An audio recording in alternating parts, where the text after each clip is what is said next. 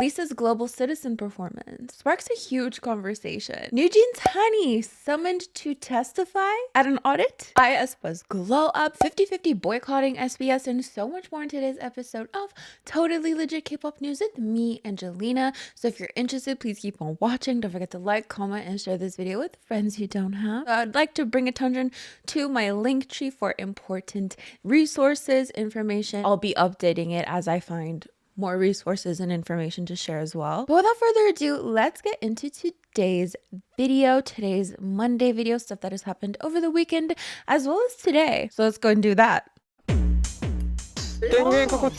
Starting off with Blackpink's Lisa. Have you seen Lisa show off her new song Moonlit Floor at Global Citizen? Now, of course, her new song Moonlit Floor is supposed to be released on October 3rd, but she sang the whole thing at Global Citizen, so we know all the lyrics, we know what it sounds like finally.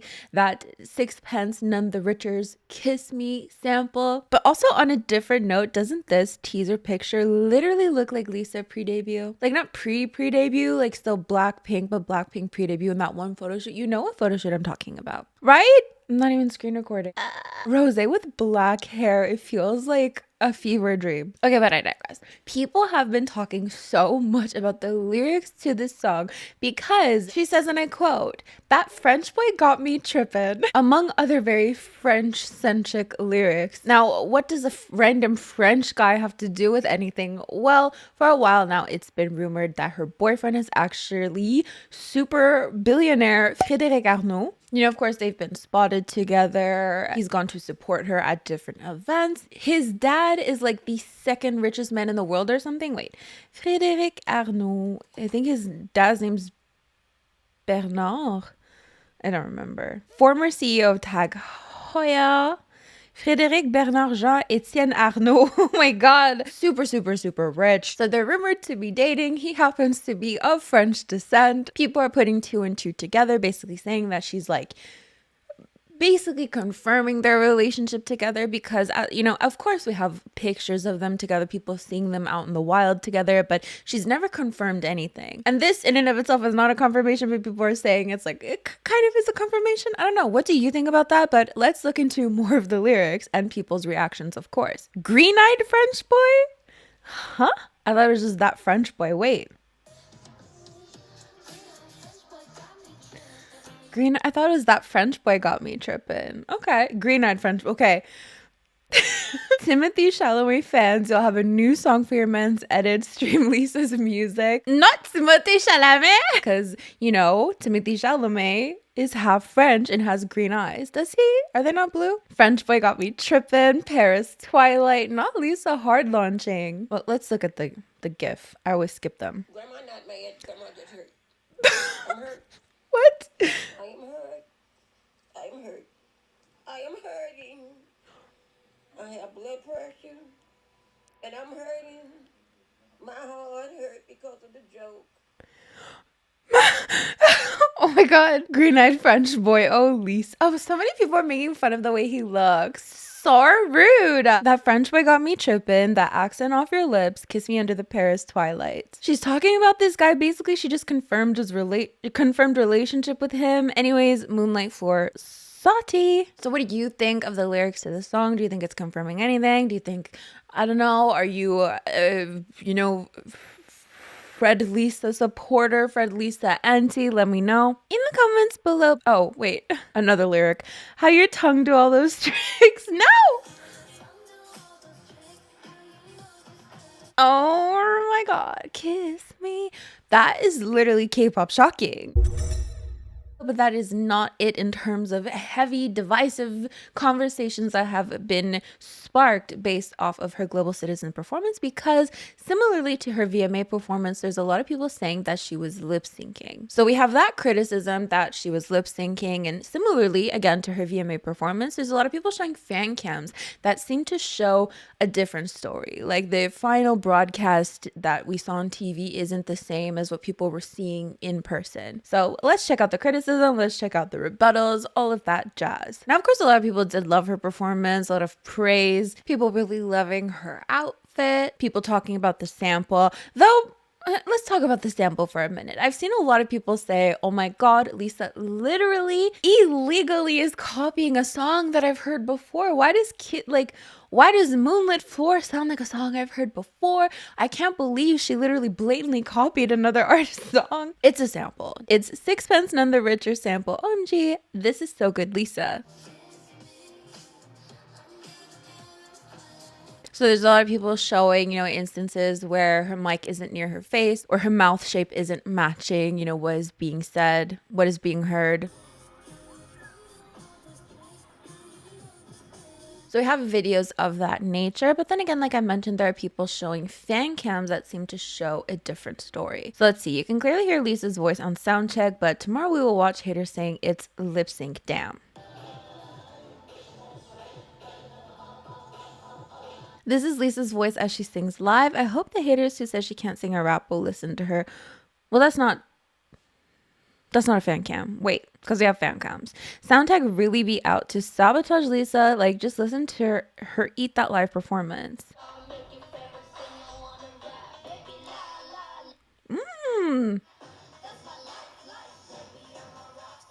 Oh my god, the response here.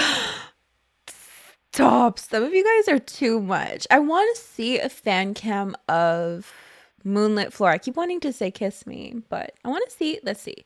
Lisa Global Citizen. Moonlit Floor fan cam. So what do you think? Do you think it sounds quite different? Do you think she was singing live for some of the songs and maybe not her new one? Do you think the final broadcast is really doing her dirty? Let me know your thoughts about this. And of course, the lyrics that Great Red French Boy had got me tripping. When I first saw it, I was like, like I thought immediately of that man. Moving on to some NewJeans news. I know some of you are like literally tired of the Minhyejin versus High beef. Let's take a little bit of a break. Just literally not. Never mind. I don't know why I said that. Let's just talk about NewJeans. I know Minhyejin did a press conference, or not even a press conference. She was a speaker at an event and she revealed a lot of things.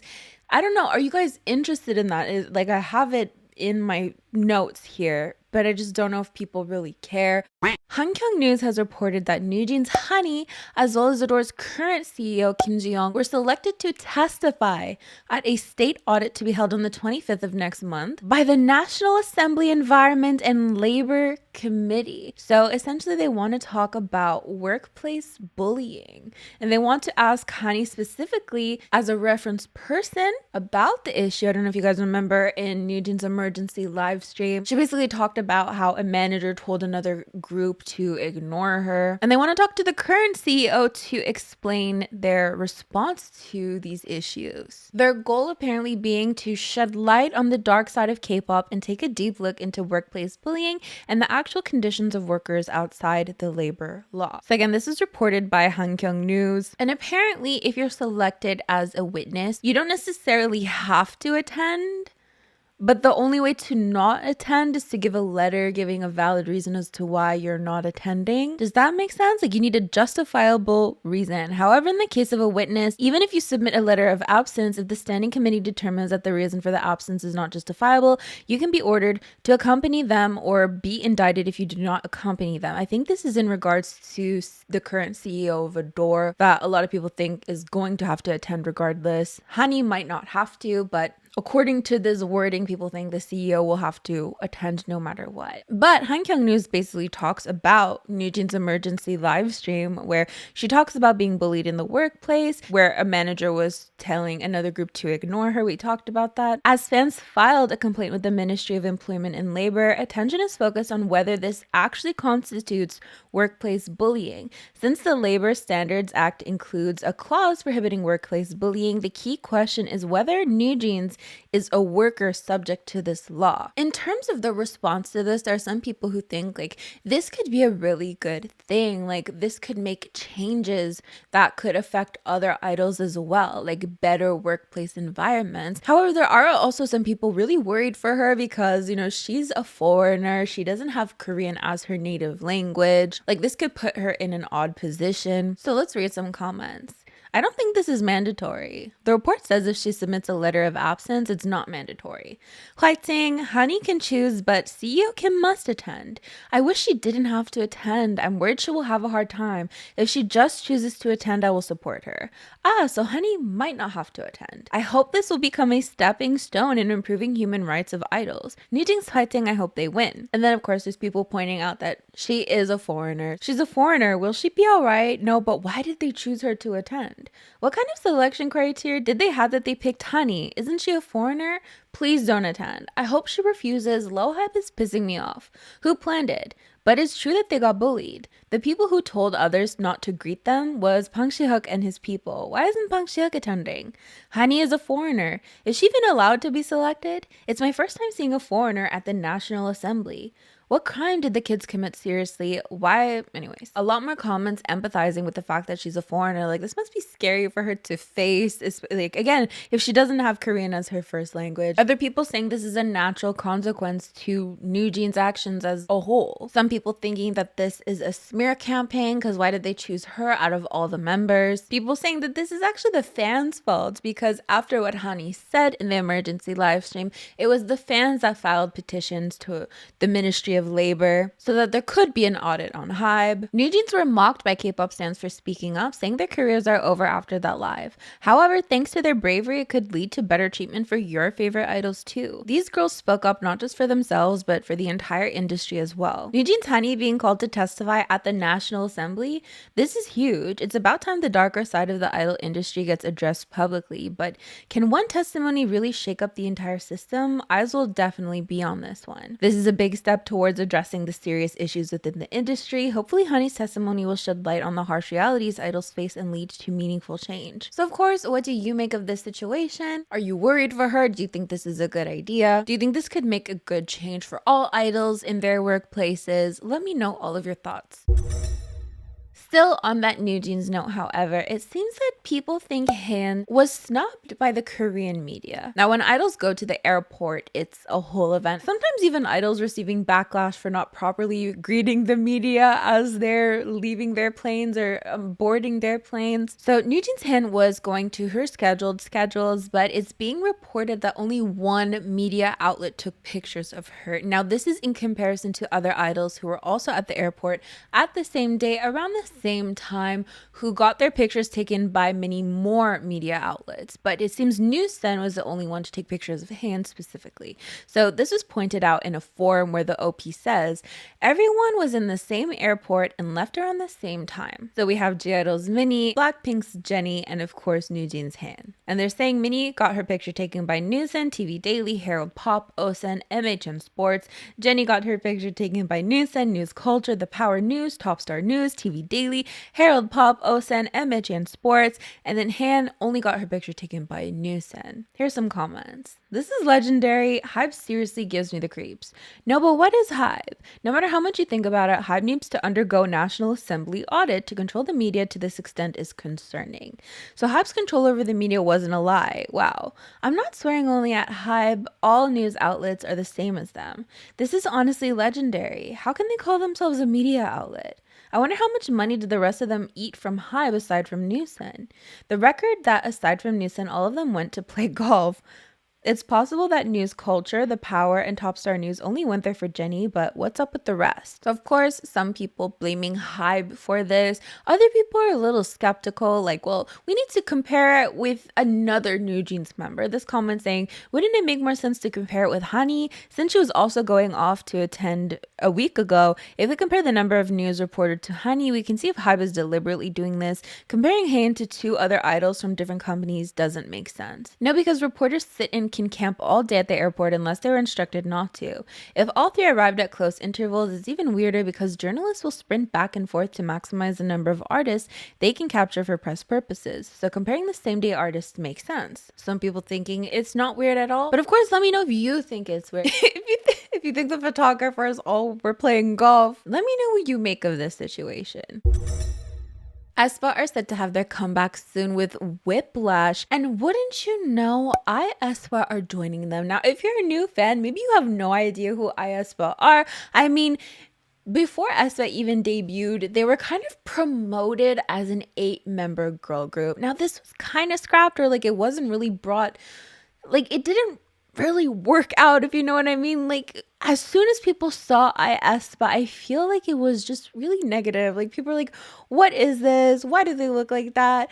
They're not even doing anything. Like they can't even dance that well. But it was a whole thing. Like before they debuted, they were going to be an 8-member girl group. And then SM kind of just like left them behind. I don't know if it's because people didn't like them, or maybe that was the plan all along. Maybe they just changed their minds. I don't know. But we haven't seen them in ages. I mean, we did get an ae-aespa music video version for Better Things, but my point is, pre-debut, ae-aespa were seemingly going to be a much bigger part of aespa. At least that's what people thought. And then in the end, we really didn't see much of them. But those fake girlies have had a glow up, because they used to look like this, and now they literally look like this. And people have been so amazed at how amazing they look, at the innovation, everything. I've seen so much support. I was shocked because, again, the before versus the after, and maybe like the in between, if we consider the Better Things music video where ae-aespa were. I mean, this is definitely a step up. Let's just take a minute to admire these. So we have Giselle with the long pink hair, Winter with the bob. Like people even noticing the details. Like if you zoom in to her bob, you see of course the hair, but then like the whiplash earring kind of sticking out. I don't think it's a good enough quality to see. Maybe it's a different picture. I don't know. Anyways, Karina question mark and Ning Ning. So I don't want to get trashed for this, but a lot of people are like, no, this member literally looks like this member. Like Giselle looks like Giselle. I don't think any of them look like the members, but neither did old ae-aespa. Like I don't think that's the point. I don't think the point is to have like mirrored versions of themselves, if that makes sense. But I don't know. That's not a fight I want to get into today. Even though Giselle kind of looks like, I mean, do you think they look like the aespa members? I don't know. Again, I think the point is not to have like a mirrored version of aespa, but like a different version of aespa. Even though they're supposed to be like Giselle, Ning Ning, Karina, Winter. But anyways, everybody, as far as I know, has been really intrigued, really impressed with this. Trendsetters, hit makers, concept queens. They look sickening. They're gonna devour. Incredible, incredible, insane, amazing. So much praise, like I just said. So it seems 888 Vampires worked on this. They posted this to their Instagram stories. They had this Jenny edit that I've seen going around. You guys probably remember him from this viral edit of Jenny. Can't believe he's actually working with aespa now. Looking at the feed, absolutely beautiful. But let's see some reactions. This insane aespa glow up, OMG. I mean, it was like, what, 5 years ago? When did aespa debut? 4 years ago, 2020. Oh my god. I don't even think any of them, like again, they don't even look like the members. We will never forget. Stop. They look like they're about to perform I Am the Best by 21. Now, while most people are praising this concept, thinking they look so amazing, it seems some netizens think that the outfits are a little too revealing. Let's read some comments. The eye outfits really look like Korean game characters. Wow, I really hate the costumes, lol. There's already so much controversy over female characters' outfits. Ning Ning can't even bend her knees. What? What does that mean? Oh, Ning Ning because of her pants? The outfits aren't great. The exposure is just too much. Even if the others are just okay, Winter's outfit is seriously hopeless. What's with the clothes, seriously? Even if it's at least cover her up a bit, while the ones that used to look awkward got prettier. Now, even amongst K-netizens, I've definitely seen a lot of people say they improved, they look so much better. So this, of course, isn't reflective of every K-netizen comment. But in terms of like too revealing, I wonder because like looking at this really doesn't seem too far off of what aespa would wear. I'm wondering if it's just Giselle's costume here, because like you can see the slits going way down here, which would be K-pop shocking, right? But maybe no, I've seen Winter wear something like that before. I've seen Karina wear something like that before, Ning Ning as well. So I'm wondering if it was just Giselle, like the slits going too down, that's a little too K-pop shocking. But I don't know, let me know your thoughts. Okay, I love it. I think it's so beautiful. I mean, in terms of like having versions of the members, Like, again, it's really cool. I love that they get to work with different designers and stuff. I'm just curious of what they're gonna do. Like, are they just going to exist there? Like, what is ae-aespa's purpose? If we're just thinking out loud here, what is ae-aespa's purpose? Because again, like I mentioned, pre-debut, they were, from what I understood, like, I was there, okay? I was there, and I kind of remember, like, it's supposed to be, like, a bigger thing, but it wasn't. But, like, was that the point all along? Like, they're just kind of, like, fun little accessories that get brought out every once in a while. Like, sometimes in the music, I don't know, I'm curious. Are they going to dance? Or are they just going to get put in the dungeon again? I guess we'll see. My computer's frozen. On to some actually super exciting news for me and my 47 copyright claims. SBS needs to be stopped. But enough about my life story. So 50/50 are boycotting SBS Inkigayo. So that is a music show.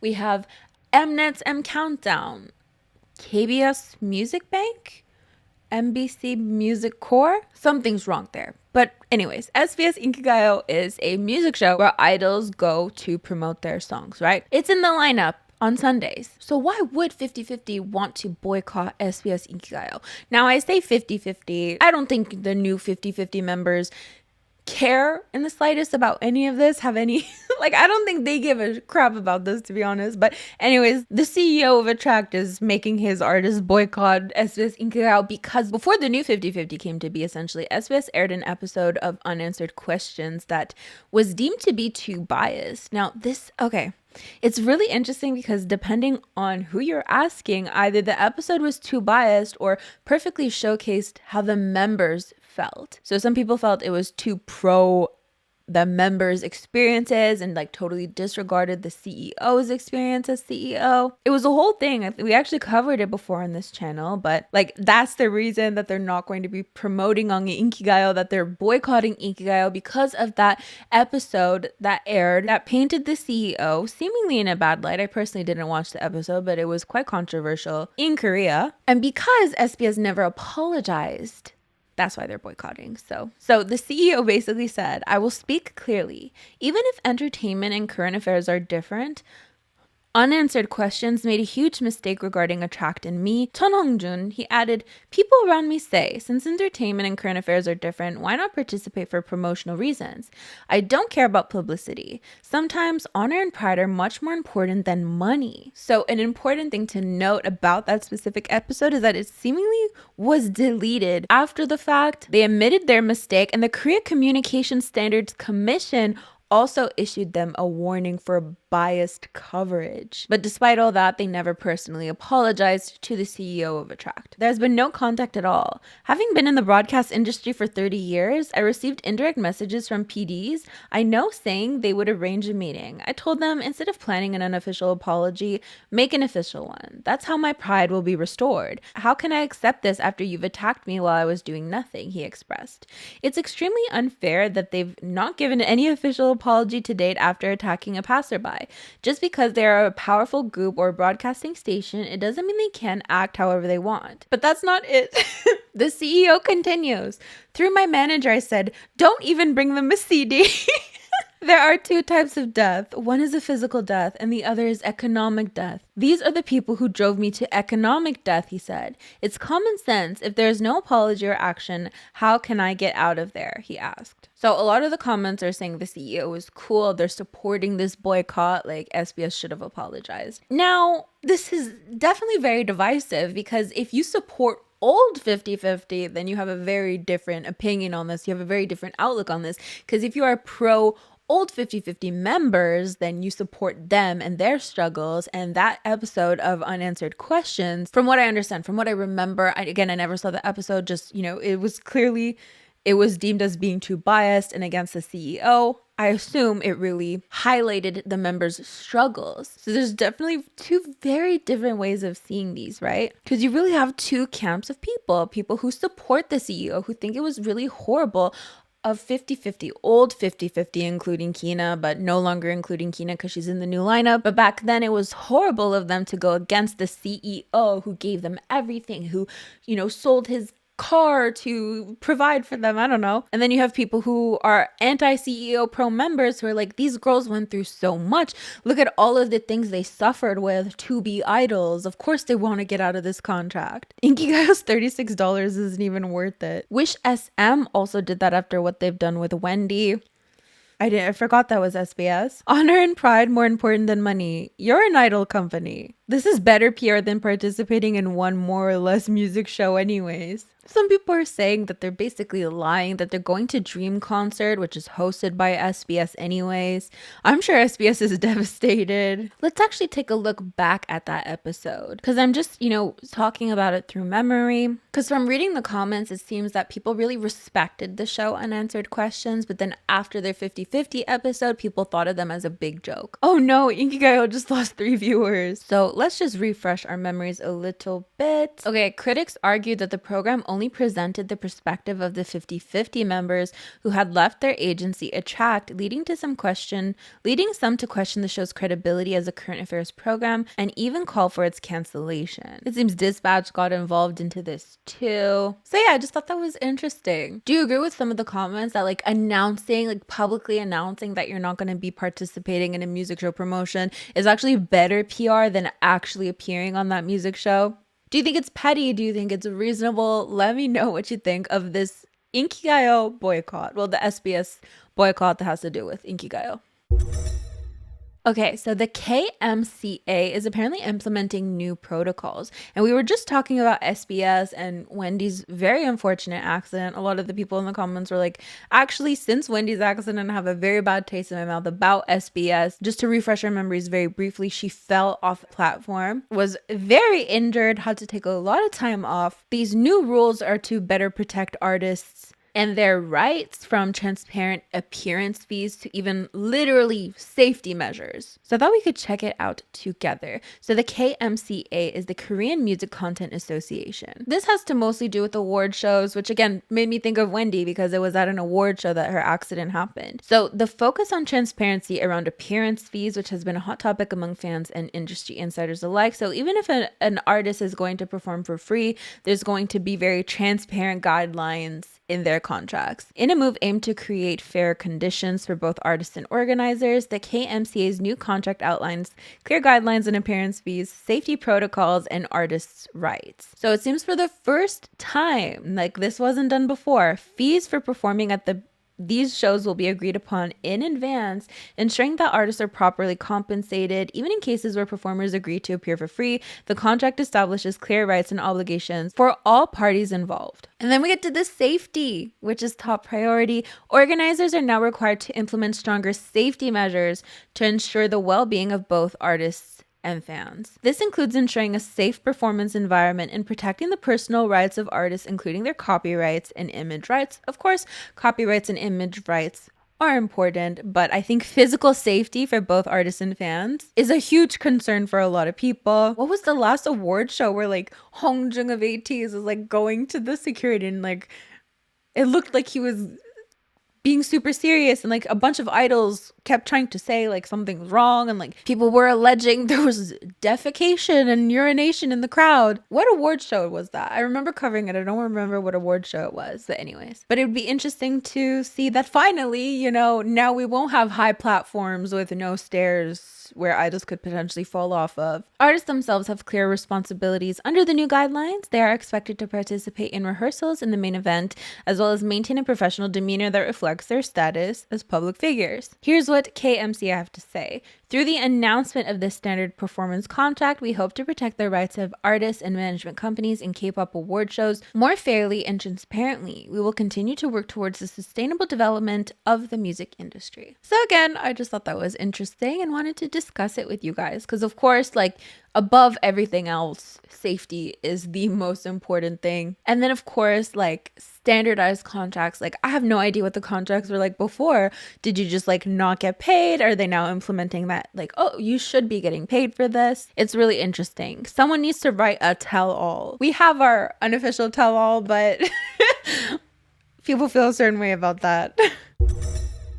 Let's move on to K-pop shenanigans, which are basically fun little things that have happened in K-pop recently and or quick news. So IVE's Wonyoung and Zero Base One's Hanbin are going to be MCs for the Asia Artist Awards. And if I'm not, I was going to say this is their second time doing this, or actually the third.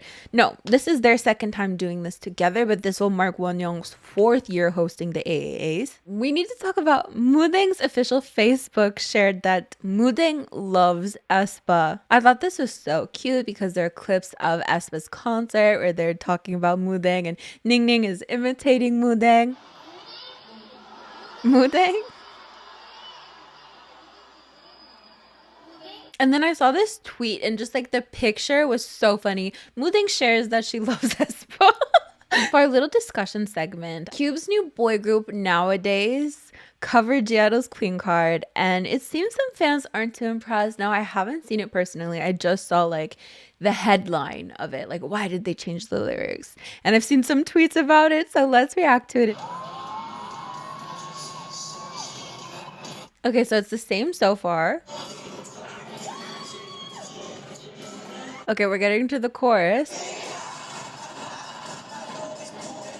What? My move body is cool and hot. I'm the top walking on the runway. Look so cool, look so sexy like Travis Scott. Look so cute, look so pretty like Conan Gray.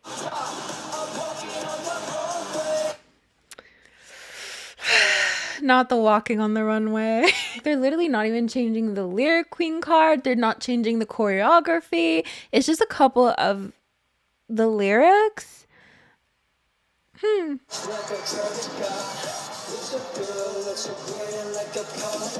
So some people are like, what in the world is these lyric changes? What do you think? Do you think it's that bad? When it comes to changing lyrics, sometimes it's like, you know, when it's like Blackpink in your area and then people change it to their group name, some people think that's cringe. But then like if you're singing someone else's song and like, you know, to anyone, like, you know, do you change it or you don't change it? When it comes to stuff like that, I feel like it's a little bit more, you know, up to interpretation. You can do what you want, but people might, you know, not like it. But when it comes to changing lyrics of like a girly song to make it more masculine or the opposite, actually, I feel like if it were me, I wouldn't. I would just sing the song as is. Queen card is already so iconic. I just wouldn't change the lyrics, but that's just me. What do you think? Let's do a little comment response section because I got ratioed in my comment section. Like, I'm used to it, but so here are 2 comments that I got. How much do you hate Min? LOL, you keep using the picture of her at her worst. Come on, girl, change it up. Stop showing your hate. And then another comment. Please kindly look at both sides' responses before you talk about NewJeans and not be biased. Because in all the videos I've seen so far, it seems you really support Min Hee-jin. I thought it was funny because, you know, people are like, you're pro Min Hee-jin. Actually, you seem to really hate her. You're so shady. What is it then? I don't get it. In any of my videos, I've literally never said that I like either side. I've never, ever, ever said that. And then I responded to the last comment, like in every video, show Hybe's response if it exists. I'm gonna have to start asking you guys to watch the video before commenting silly stuff because people will be like, you missed this. I'll be like, it's in the video. And then they delete their comment. I can't believe you didn't talk about Hybe's response. It's in the video. I promise if Hybe's response exists, it's in the video. But then I got ratioed because the comment got 16 likes and my response got 15. How dare someone said, no, you don't. Stop lying. In my comment section, this is unacceptable. Anyways, moving on. So I did have a dream. It wasn't K-pop related or anything. I was trying to pack, but I didn't have time to pack, and it was really weird. But anyways, in terms of songs, I don't have a K-pop song of the day, but I've been really enjoying Jump by Tyla. I think it's such a fun song. In the last video, I talked about The Walking Dead. I've been watching The Walking Dead live stream, and we're back to the first seasons because it was the end seasons. Now we're back at the first seasons, and other than that, honestly, I've been watching Minecraft videos.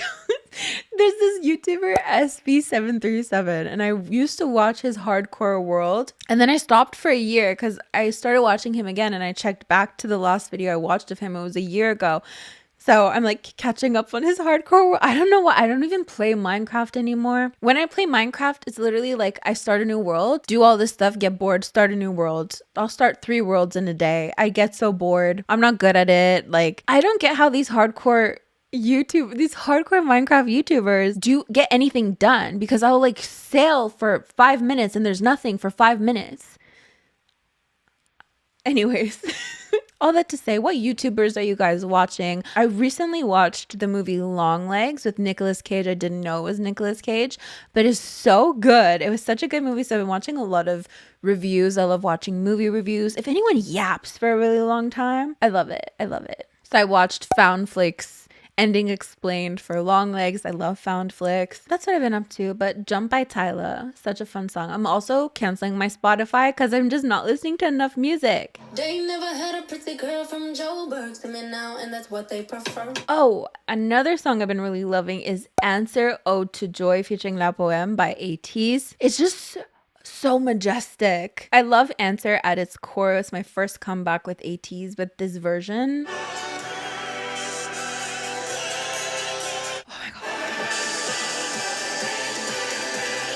so beautiful, so majestic. I love this version of Answer. If you've never heard it before, go listen to it, okay? But anyways, I reckon that's basically it for today's video. Thank you so much for joining me. Don't forget to like, comment, and share this video with friends you don't have. These are the lovely individuals who help support my channel on a monthly basis. It means the world to me. Thank you so much. As for me, I'm gonna get going, so I'll see you guys next time. Bye!